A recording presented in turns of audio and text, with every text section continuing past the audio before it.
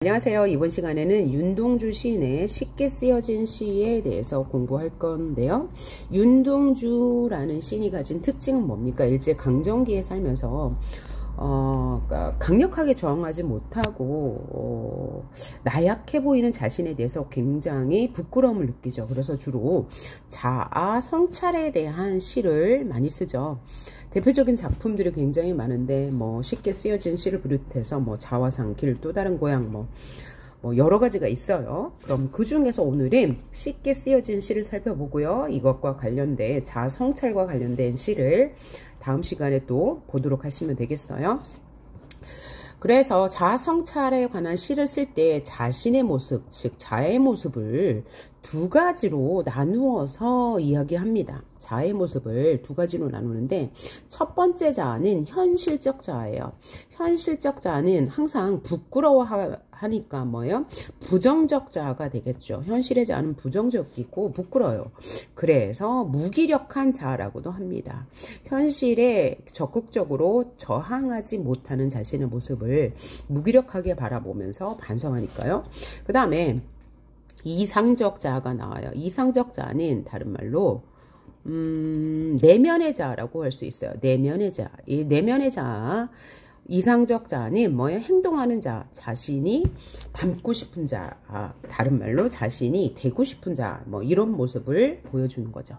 그렇죠? 그래서 다른 말로는 반성적 자아라고 해요. 현실의 모습을 반성하여 다른 모습을 가지고 싶은 반성적 자아로 표시돼요. 그래서 윤동주 시인의 작품을 읽을 때는 어떤 나가 현실의 자아인지 어떤 나가 내면의 자아이면서 이상적 자아인지를 살펴보고 그것을 구분하는 게 가장 포인트가 된다고 보시면 되겠어요. 자, 1년부터 살펴보도록 할게요. 창밖에 밤비가 속살거려 육첩방은 남의 나라라고 했네요. 그러니까 화자는 지금 어디에 있는 거죠? 육첩방이란 남의 나라에 있어요. 남의 나라는 일본이겠죠. 그죠?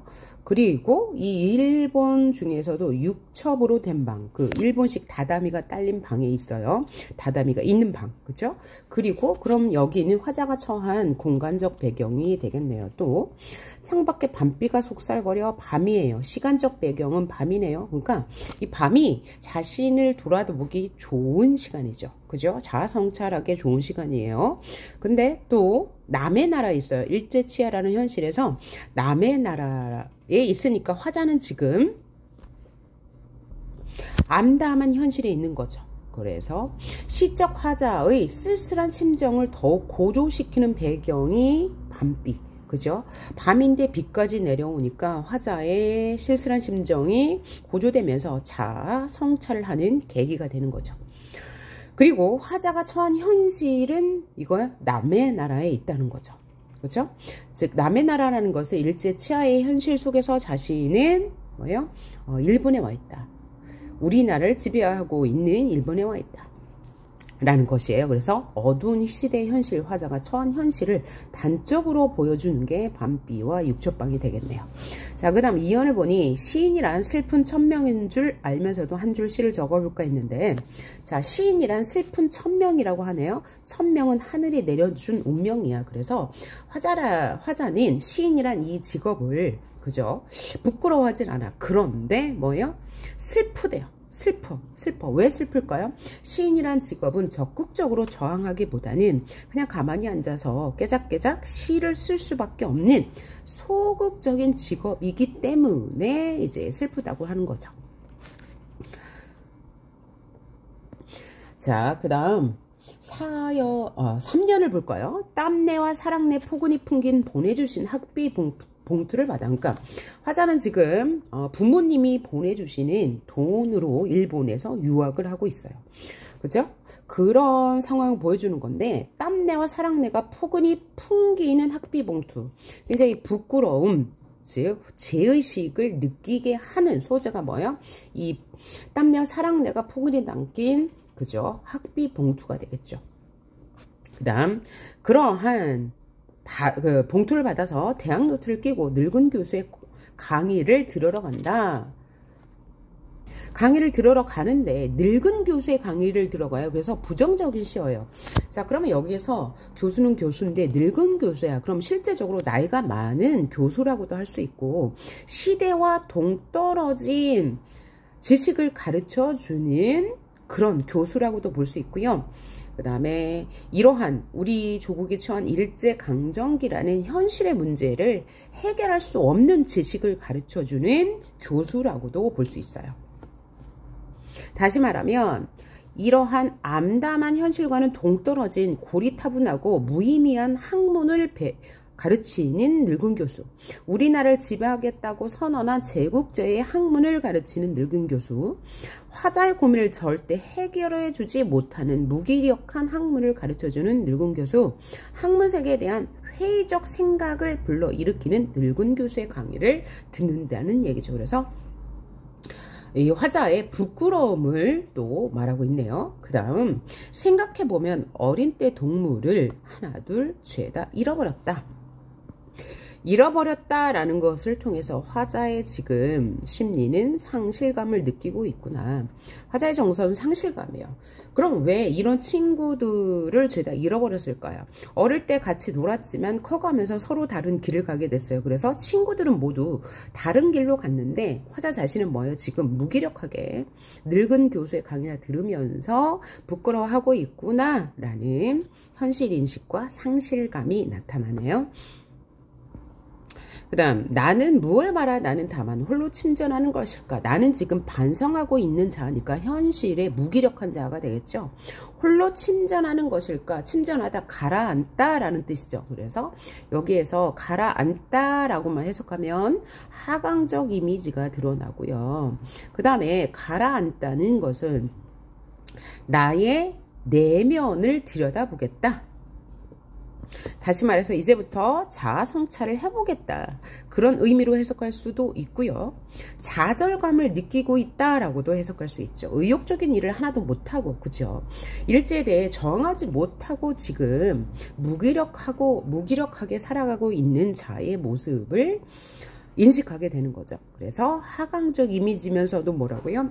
이제부터 내 자신을 한번 돌아보겠어. 혹은 내가 더 의욕적인 일을 하지 못하고 즉 무기력한 자신을 한번 되돌아보겠어 라는 다짐으로도 볼 수 있겠네요.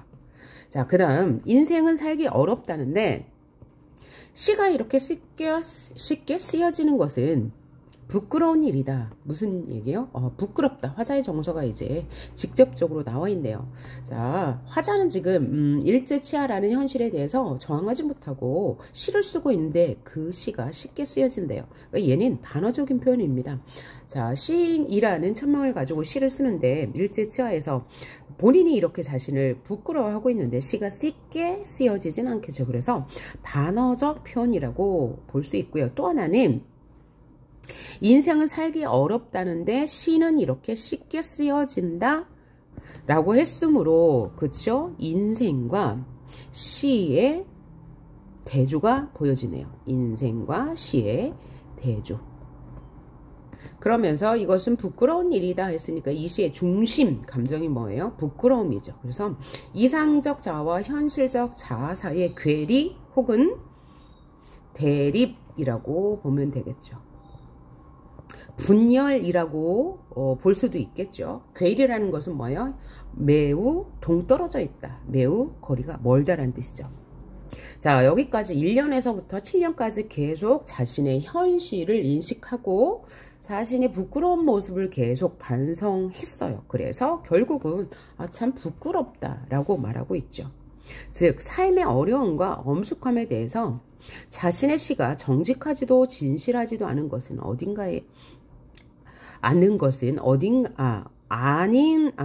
진실하지도 않은 것은 아닌가에 대한 반성적 자기 질문에 대한 결론은 뭐라고요? 부끄럽다고요. 그래서 1년에서 7년까지 현실의 자신의 모습을 돌아보고 자신의 현재 상황을 살펴보니 부끄럽다라고 이야기하고 있네요.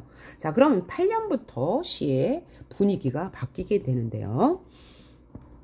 자, 육접방은 남의 나라, 창밖에 밤비가 속살거려. 이거 뭐죠? 일련의 내용과 흡사하죠. 그런데 뭐가 바뀌었어요?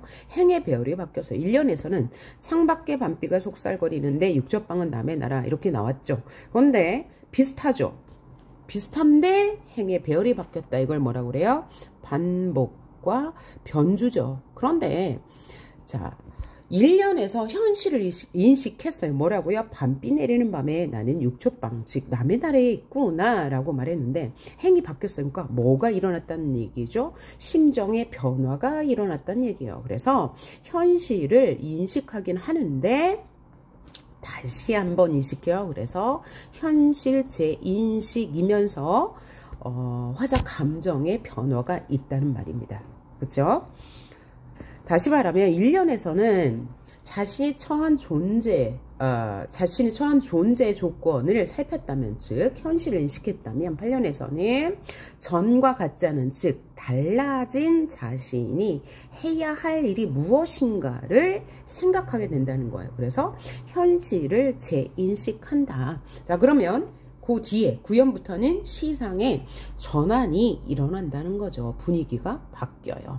자, 여기까지는 뭐예요? 7년까지는 현실을 인식하고 계속 현실의 그 무기력한 자에 대해서 부끄러워했어요. 그래서 7년에서는 자신은 부끄럽다고 자신의 정서를 직접적으로 표출했고 8년에서 현실을 재인식했어요. 그러면 9연부터 이제 긍정적인 자아가 나오겠죠. 여기까지는 계속 자의 모습이 부끄러웠어요. 자, 그러면 9연 10년의 내용은 약간 희망적으로 바뀌겠죠. 어떻게 달라지는지 한번 봅시다. 등불을 밝혀 어둠을 조금 내밀고 시대처럼 올 아침을 기다리는 최후의 나 그랬어요. 이제는 분위기가 바뀌었어요. 그래서 뭘 밝히겠대요? 등불을 밝혀서 어둠을 내몰겠대요. 등불을 밝히겠다는 것은 저항 의지가 생겼다. 다른 말로 뭐야? 희망이 있다. 그래서 어둠, 이 일제강점기라는 부정적 현실을 내몰겠다. 그래서 시대처럼 올 아침을 기다리는 최후의 내가 되겠다 그랬어요.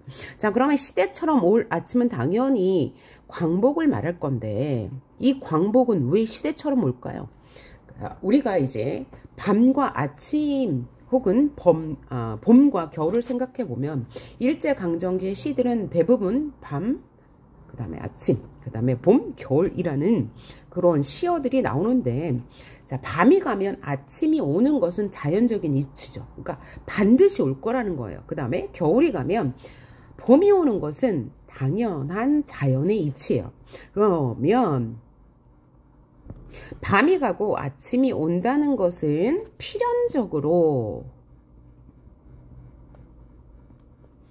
광복이 될 것이다.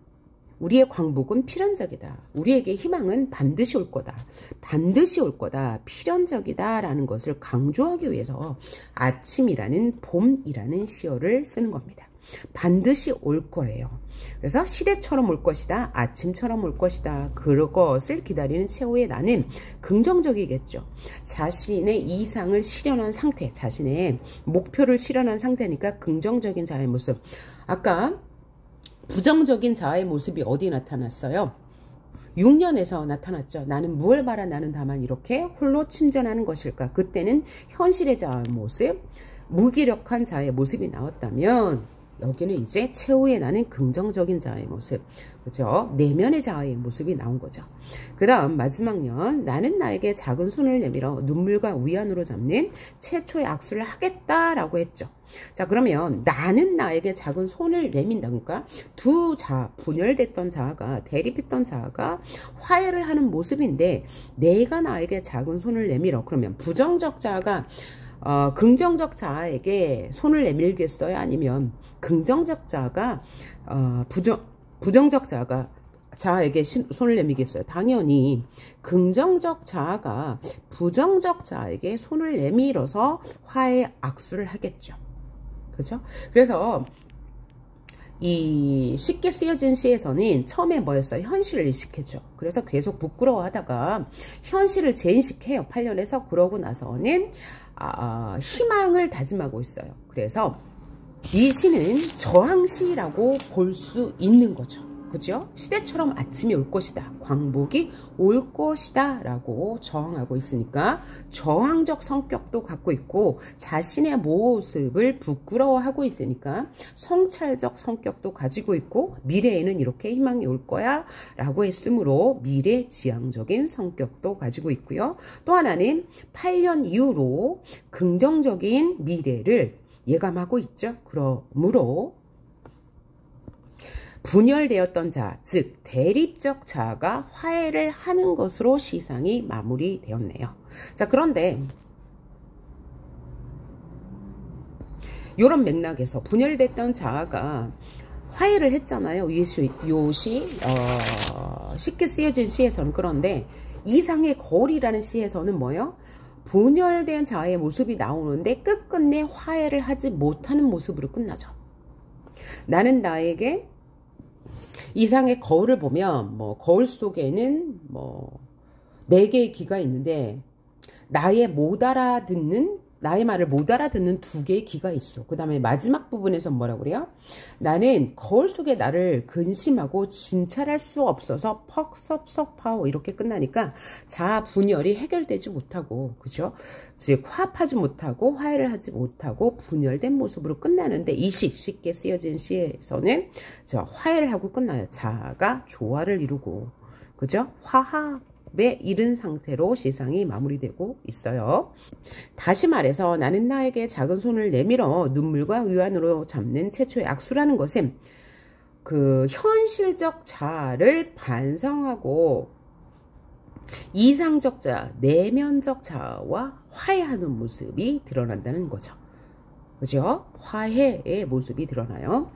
자, 그래서 이 시를 끝까지 이제 내용을 살펴보았는데 한 번 더 정리를 해볼게요. 자, 1년에서 화자가 처한 상황을 제시하고 있어요. 그래서 이 반비와 육첩방을 통해서 화자가 처한 이 쓸쓸함, 그리고 화자가 처한 이 부정적인 상황을 보여줬고요.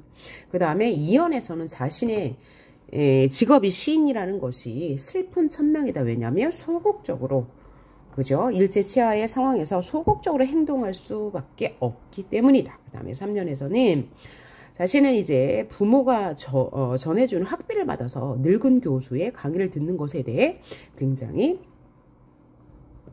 부끄러워하고 있다. 늙은 교수의 강의를 듣는다는 것은 현실의 문제를 해결하지 못하는 그런 현실에 도움이 되지 못하는 지식이나 배우고 있는 자의 모습이 너무나 한심하다, 부끄럽다 라고 또 얘기하고 있고요. 그 다음에 현재는 어릴 적 동물들과 모두 헤어져 있다. 즉 상실감을 느끼는데 서로 다른 일에 몰두하고 있다. 그러면서 자신은 고작 손쉬운 시만을 쓰고 있는 것에 대한 반성이 드러난다.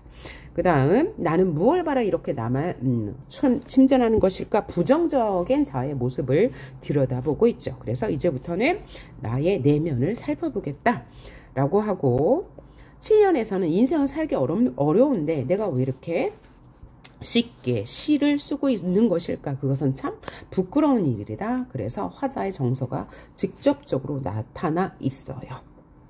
그래서 여기는 반어적인 표현이다. 쉽게 쓰여지지 않았기 때문이다. 그 다음에 인생과 시의 대조적인 모습이 나타나고요. 자, 그 다음 8년에서는 육첩방은 남의 나라 창밖에 밤비가 속살거려 1년의 내용을 반복하는데 행의 배열이 바뀌었어요. 그래서 반복과 변주가 나타나. 그래서 그 다음부터는 분위기가 달라져. 요 7년까지는 현실의 자신의 모습에 대해서 굉장히 부끄러워했지만 다시 현실을 재인식한 후에는 의지적인 모습을 보인다. 그래서 등불을 밝혀, 즉 희망을 밝혀서 이 시대 현실, 일제강점기라는 현실을 내몰고 새로운 희망을 기다리고 있는 나의 모습, 즉 최후의 나는 긍정적인, 이상적인, 반성적인 나의 모습을 말하고요. 그래서 나는 반성적인 나는, 이상적인 나는, 내면적인 나는 부정적인 나에게 화해의 손을 내밀어서 악수를 했어. 즉 부정적인 나와 반성적인 나, 즉 이상적인 나가 뭐예요? 화합, 조화를 이루고 있는 모습으로 끝났다. 그래서 이 시의 특징은 자유시, 서정시이면서도 서도 저항적이고 성찰적이고 미래지향적인 성격을 가지고 있다. 현실 속의 삶에 대한 부끄러움을 나타냈다. 그 다음에 어두운 시대 현실에서 비롯된 자기 고뇌와 성찰을 보여준다. 상징적 시어를 대비하여 시적 의미를 강화한다. 상징적 시어 뭐가 있어요? 예, 밤비와 어둠이라는 시어와 무엇이 대립해요? 등불. 아침이라는 시어가 대조를 이루죠. 감정까지 대조니까 대조를 이루고 이것은 시각적으로도 대비를 이루니까 이게 뭐라고 그래요? 시각적 대비라고도 할 수 있고 명암의 대비라고도 할 수 있네요. 자, 그 다음 두 자의 대립이 뭐 어디까지? 7년까지 계속 나타나다가 8년에서 현실을 재인식하고 9, 10년에서는 이상적 자아와 현실적 자아가 화해를 하는 모습, 조화를 이루는 모습으로 시상이 마무리되고 있네요. 자, 그럼 우리가 여기서 윤동주 시에 나타나는 자아 분열의 모습, 현실적 자아와 이상적 자아의 대립의 모습을 다 살펴봐야 되는데, 요건 이제 따로 강의를 올릴 거긴 하지만 한 번 더 그래도 잠깐 짚고 갑시다. 자, 또 다른 작품으로 여기 쉽게 쓰여진 시 외에도 윤동주의 자화상이라는 작품에도 현실의 자아의 모습과 이상적 자아의 모습이 나타나요. 뭐라고 나타났냐면 마지막 연애, 그러니까 처음에 이제 그 외딴 우물로 찾아가서 자신을 반성하게 되죠. 그래서 감정의 변화가 계속 있어요. 그러다가 감정의 변화가 부끄러웠다가 미웠다가 뭐 연민을 느끼다가 다시 그리워졌다가 다시 뭐 추억처럼 추억 속에 자신이 그리웠다가 이렇게 끝나는데, 그럼 거기에 나타나는 사나이가 현실의 자아인지 이상적 자아인지를 구분하는 게 중요하겠죠. 그래서 다시 그 사나이가 미워져 돌아갑니다. 그럴 때 미운 사나이니까 현실의 자아고, 그 다음에 돌아가다 생각하니 그 사나이가 그리워집니다. 그건 뭐야? 이상적 자아에 대한 그리움이고, 다시 마지막 연애에서는 자연의 모습 뒤에 추억처럼 사나이가 함께 있어요. 그러면 여기서는 이상적 자아와 현실의 자아가 화합을 한 거죠. 갈등을 해소한 거예요. 그래서 추억처럼 사나이는 긍정적 자아, 이상적 자아가 된다는 거 우리 이제 프린트를 통해서 같이 더 살펴볼 거고요. 그 다음에 윤동주의 길이란 작품에서는 이렇게 나오죠. 잃어버렸습니다. 무얼 어디다 잃어버렸는지 몰라. 두 손이 주머니를 더듬어 길에 나아갑니다. 그런데 그 길은 쇠문으로 닫혀 있대요. 그리고 돌담으로 막혀 있대요. 그래서 화자 자신은 뭐 하고 싶다고요? 현실의 자는 그 돌담 너머에 무엇을 찾고 싶대요. 그 돌담 너머에 있는 것은 뭐예요? 내면적 자아겠죠. 그래서 여기서 돌담과 쇠문은 뭐야? 내면적 자아, 즉 이상적 자아를 가기 위한 길을 가로막는 부정적인 대상이 되겠죠. 그러면서 담 저쪽에 내가 남아있다. 여기서 내는 뭐야? 이상적 자아, 반성적 자아가 되겠죠. 예, 여기서도 이제 확인하셔야 되고요. 그 다음에 또 다른 고향에서는, 자, 고향에 돌아왔는데 백골이 따라와 누웠대요. 그래서 백골이 따라와 누웠다는 것은 여기서 백골은 부정적, 현실적 자아겠죠. 내 백골이 따라와 누웠대요. 그래서 화자는 백골을 들여다보면서 울고 있는데, 그 울고 있는 모습이 백골이 우는 것이냐, 그러니까 부정적 자아, 현실의 자아가 울고 있는 것이냐, 아름다운 혼이 울고 있는 것이냐. 그래서 여기서 아름다운 혼은 이상적 자아, 반성적 자아가 되겠죠. 그래서 여기서 고향은 백골이 따라와 누운 고향이니까 부정적인 고향이고, 그 다음에 또 다른 고향은 자신이 찾아가고 싶은 고향이기 때문에 이상적인 고향이 되겠네요. 그래서 이렇게 이제 각각 대립적인 시어를 찾을 수 있어야 되고요. 그 다음에 윤동주의 참외록에 보면 어떻게 나오나요? 자, 이렇게 시작하죠. 파란 녹이 낀 거울 속에 내 얼굴이 남아있다. 그럼 여기서 내 얼굴은 부끄러운 자, 현실의 모습이겠죠. 그런 다음에 마지막에서 밤이면 밤마다 나의 거울을 손바닥으로 발바닥으로 닦으면 운석 밑으로 걸어가는 슬픈 사람의 뒷모양이 거울 속에 나타나는데요. 그래서 여기서 슬픈 사람의 뒷모양은 자신, 이상적 자아의 모습이 되겠네요. 그 다음에 윤동주의 간에서도 이제 부정적 자아의 모습, 또 반성적 자아의 모습이 나오는데 3년에 보면 너는 살찌고 나는 야위여야지 이런 부분이 나오잖아요. 그래서 살찔 대상은 누구예요? 이상적 자아죠. 나는 여위여야지 현실의 부정적 자아. 그렇죠? 요 정도로 해석해 두시면 될 것 같고요. 그 다음에 이상의 거울을 보면 거울 속에는 4개 있는데 내 말을 못 알아듣는 2개의 귀가 있대요. 그 다음에 거울 속에 나는 왼손잡이요. 여기에서 나는 누구? 부정적 자아의 모습이죠. 현실의 자아의 모습이고 나의 악수를 받을 줄 모르는 왼손잡이요. 그랬으니까 내 악수할 때 이 내는 이상적 자아의 모습이 되겠죠. 그리고 마지막 연에서 나는 거울 속에 나를 근심하고 진찰할 수 없어 섭섭하오 라는 부분에서 나는 누구? 현실의 자아예요? 이상적 자아예요? 진찰하고 싶은 자아니까 이상적 자아겠죠. 거울 속에 나는 부정적 자아겠죠. 그죠? 이런 식으로 이제 자아의 모습을 구분하는 연습을 하셔야 되겠어요. 그래서 다음 강의는 윤동주 시와 그 다음에 자성찰의 시를 비교하는 것 꼭 같이 들어보시길 바랍니다. 수고하셨어요.